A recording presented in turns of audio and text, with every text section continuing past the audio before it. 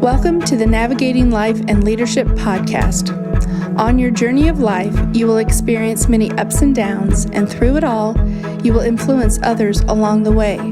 Believe it or not, that makes you a leader. Guided by Scripture, our podcast aims to help equip you to navigate the twists and turns of your life while faithfully fulfilling this call of leadership. Welcome to the Navigating Life and Leadership podcast, coming to you from First Baptist Church O'Fallon in O'Fallon, Missouri. I'm your host, Julie Newman, and in today's episodes, we will be continuing our series on getting to know your pastor and their leadership. Today, we will be having part 2 of getting to know our associate pastor of Gospel Proclamation, Dr. Brandon Kiesling. Okay, we're going to transition now to going to a little bit more about your professional career as well as your leadership.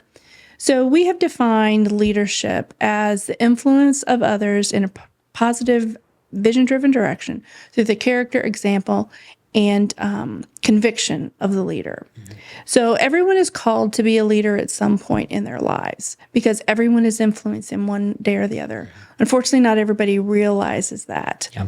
You have a position of leadership within the church. How do you share with the people that you minister with, helping them to see their own leadership within their own lives? And then how do you promote that within your ministry? Yeah, that's a good question, Julie. I go back to the New Testament model of how Jesus developed the disciples and poured into them. And matter of fact, there's a wonderful resource that is on evangelism, but it's actually discipleship. It's interesting, and that's a whole nother subject that we can talk about another day. Yeah. But it's called The Master Plan of Evangelism by Robert Coleman. It's in all of my evangelism studies, it's on the top 3 books that I've ever read. Phenomenal resource. But in that book, what he does is he dives into how Jesus transformed the world through investing in the 12, and how he reached the world. His evangelism strategy was the 12. And in that, he unpacks the strategy that Jesus had that we see in the New Testament, that it was, first of all, come and see. And Jesus invited the disciples into his life, into his ministry, not telling them to do things at first. It's very intentional. He just wanted them to watch him, make mental notes, write it down, whatever, but just pay attention. And then there was phase 2 where he says, okay, now that you've watched me for a while, I want you to come and do it with me. Be involved in the ministry. And you see this playing out in the Gospels where they began to go out with him, and they began to be a part of the miracles. They began to hand out the loaves and fishes. They're involved. Absolutely. And then at phase 3 is then, okay, now that you've come and see that you've come and been a part of it, I want you to go and do likewise. And so there's this progression in the ministry of Jesus with his disciples that we can implement in all phases of ministry here.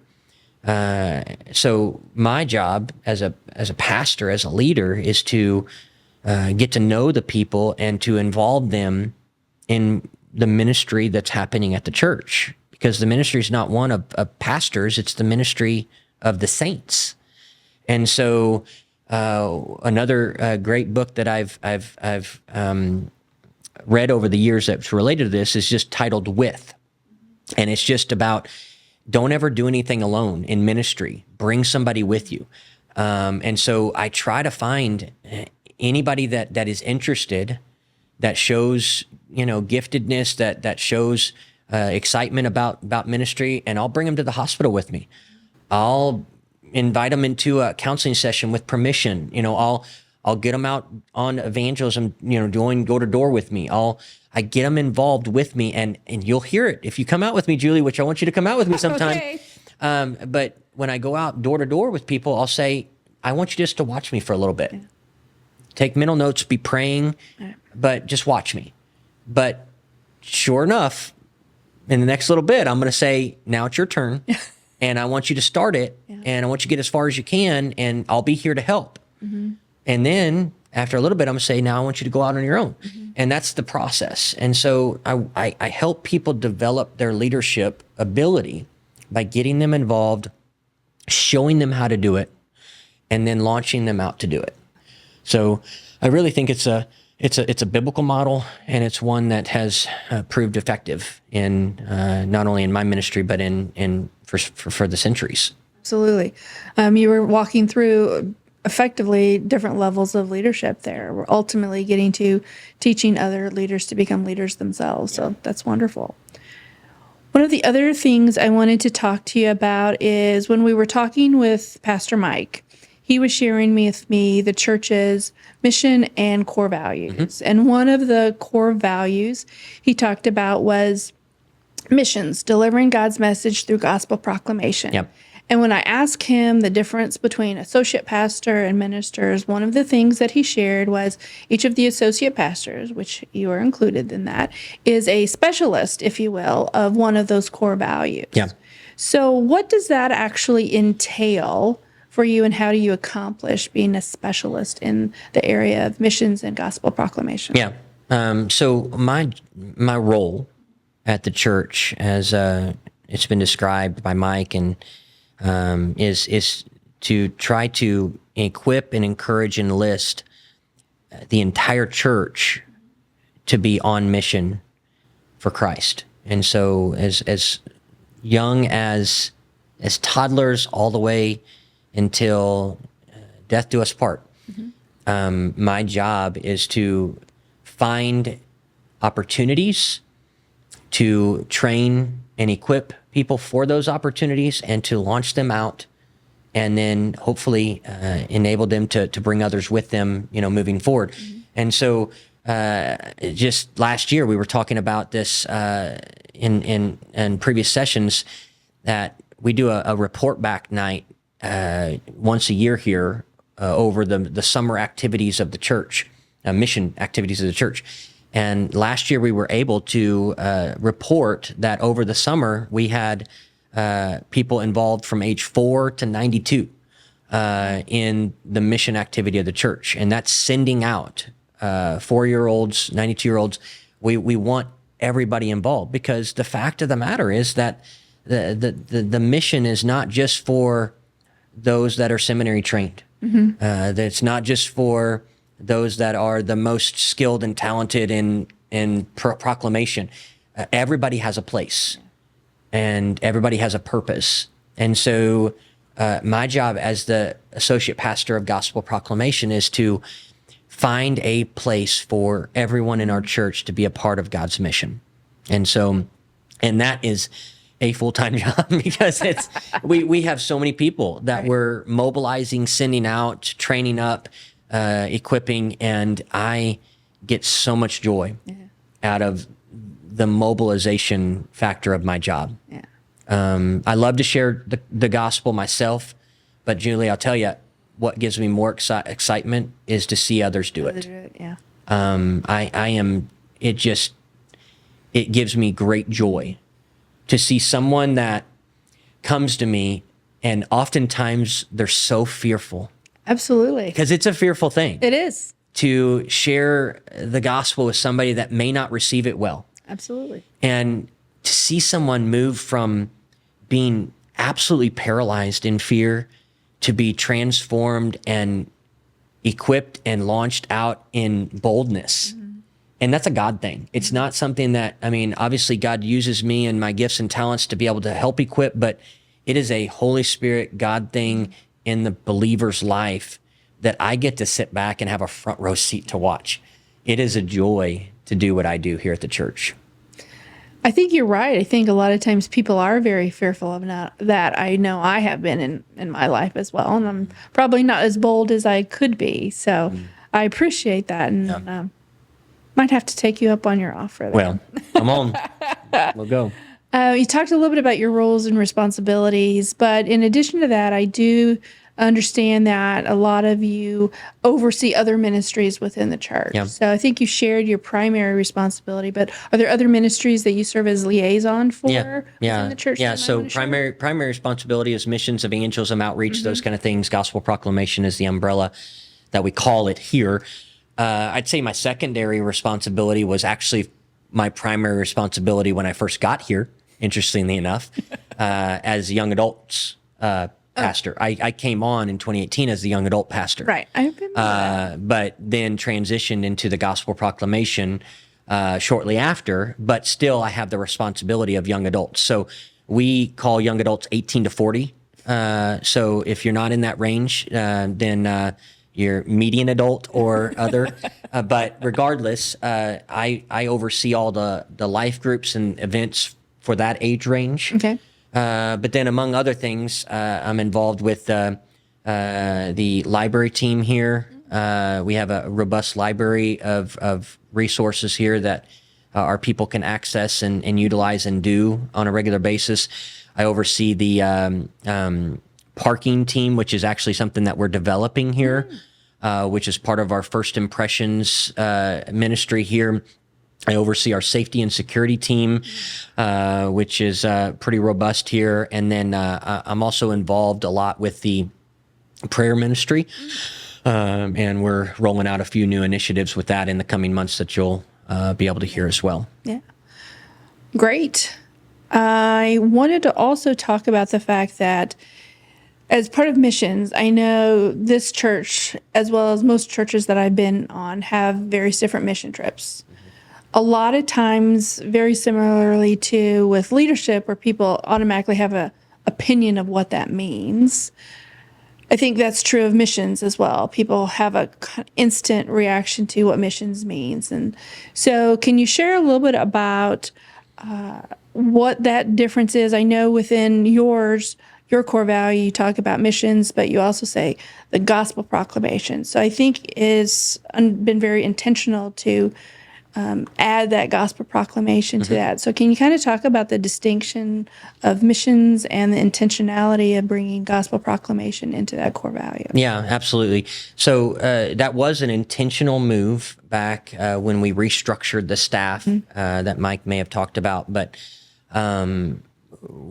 we wanted to send a clear statement through the title of my position that missions, evangelism, outreach should be focused primarily on gospel proclamation, should be on proclaiming the good news of Jesus Christ. And the reason why we felt like we needed to send that message is because not that we were off base or whatever, it was, we just want to make sure that we don't drift to missions as primarily community service or missions as primarily building things or other things like that, and all of those things have their place, and we even still do those types of things.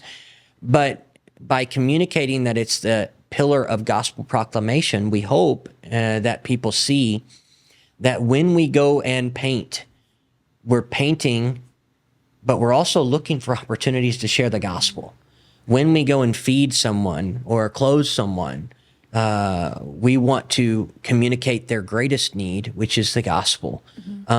So by doing that, we want to make sure for years beyond my time here, that everything that First Baptist O'Fallon does is centered on proclaiming the only news that can transform a person's eternity.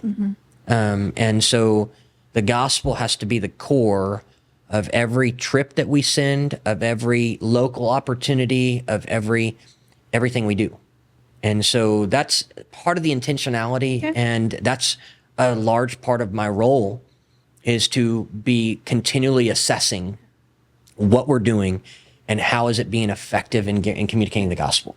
That makes a lot of sense. On top of that, or in addition to that, how do you determine what mission trips you will take throughout the year? I know you've gone out of the country, you've done some locally. How do you find the needs or the right missions that you want to send people out on? Yeah. So here at the church, we have a team, missions team, administration team that I also oversee as well as part of my responsibilities. That is comprised of church members who have a passion for missions, and so in conjunction with working with this team, I also want to implement the vision that God has placed on the pastoral staff, because we're a congregational led but a pastor driven church. So we as a pastoral staff will set the tone and tenor, but it's the congregation that ultimately has the last vote. So we as a pastoral staff several years ago, under Mike's leadership, came up with the 10-year vision plan. And in that 10-year vision plan, we drilled down into each core value of where do we want the church to be 10 years from now, which I think ends in 2033 or whatever the case would be. But regardless, in that 10-year vision plan, we felt like God was saying, we want to be a church that has an ongoing gospel presence on every major continent in the world. And by doing that, we felt like God was telling us that means we began to look strategically at where we are currently engaged in and where we're not. And at that time, we were only engaged in North America and Europe as far as major continents. And I guess Israel is another place we're engaged at, and that's could be considered Asia, but so we were really only engaged in a couple of the continents. And so since then, we've now looked at partnerships, and we've engaged in partnerships in Africa. We're looking at one in South America next. And so we're beginning to use that vision to direct our steps of where we're looking next. And I'll tell you, there is not a shortage of areas to serve in the world. The gospel is needed everywhere. And probably one of the hardest things about my job is to listen to the needs and realize we can't meet them. Because I hear from church planters, from missionaries, from ministries all the time that are asking for help, and we can't do it all. And so I have the difficulty with the mission team of filtering some of that, because God has given us this clear vision. It helps us filter that and direct that a little bit. So on top of the 6-continent thing, we also really believe we need to be engaged locally, nationally, and internationally. And so kind of the Acts 1:8 model, the Jerusalem, Judea, Samaria to the ends of the earth. And so we believe in that wholeheartedly. So there needs to be a balance between those 3 areas. And so we want to be a church that reaches our own community because God has placed us here. Absolutely. But we also want to be a church that is equipping and enabling another church to reach a community that's outside of us, and then to the ends of the earth. And so those 2 things are kind of how we direct where we're going.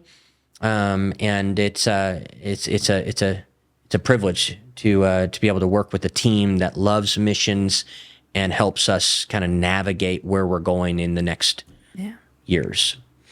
I think that's important for the audience and viewers or church members to understand, because I know when I was younger, I was like, well, why are they going all these other places? There's people here. So I think that's really important to understand that.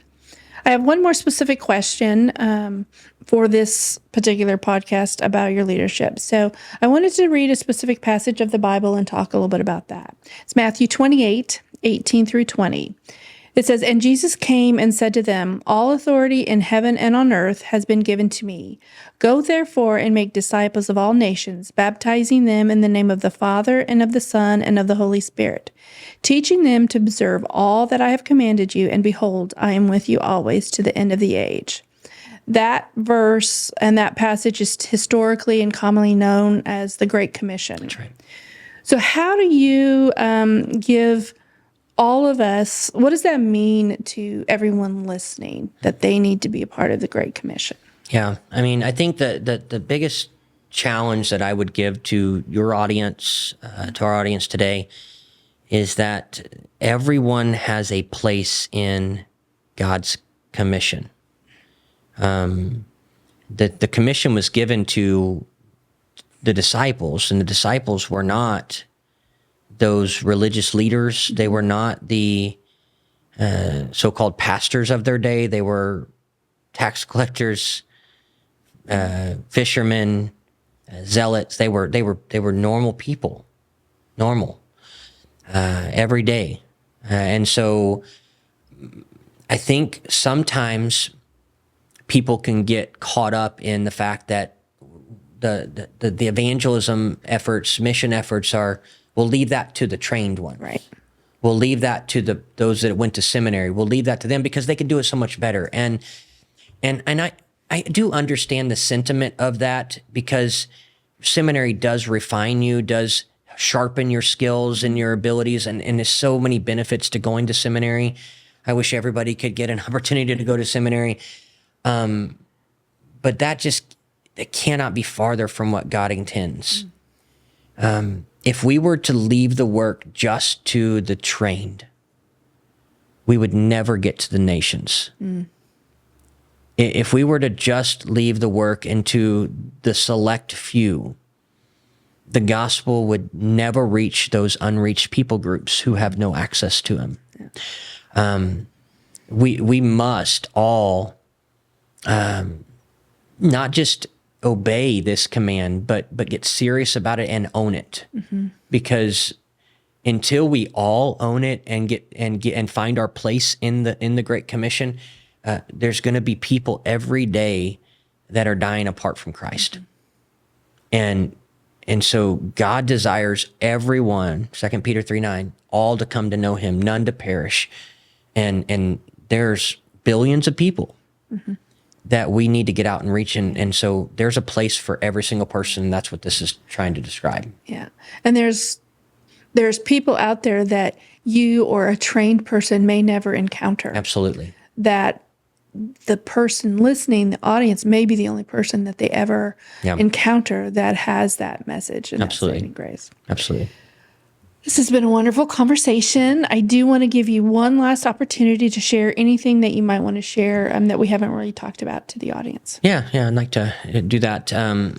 Ultimately, when we're talking about this idea of gospel proclamation, I know there's a whole lot of people that may be watching this that are saying, that's not for me. And what I want to encourage you to do is to simply take a step towards this. There is a role, there is a place, there's a purpose for you, and God has given you what you need to accomplish this purpose. And as a mentor has said to me throughout the years, if you know enough of the gospel to be saved by it, you know enough of the gospel to share it. And so I believe wholeheartedly that every single person has a role, a place, and can contribute. And once you get on board with this, once you begin to practice the proclamation of the gospel, and you see that person get it, that light bulb come on, you'll never stop. It's the most joyous thing, and so I want that for every single person that's watching today. Well, thank you, Brandon, for being here today, talking, being very so open about yourself, your story, your passion for gospel proclamation. It really has been a joy. Thank you. Appreciate you, Julie. Thank you all for joining us for this episode. I want to say that until our paths cross again, remember to keep God as your true north. Where God guides, he provides.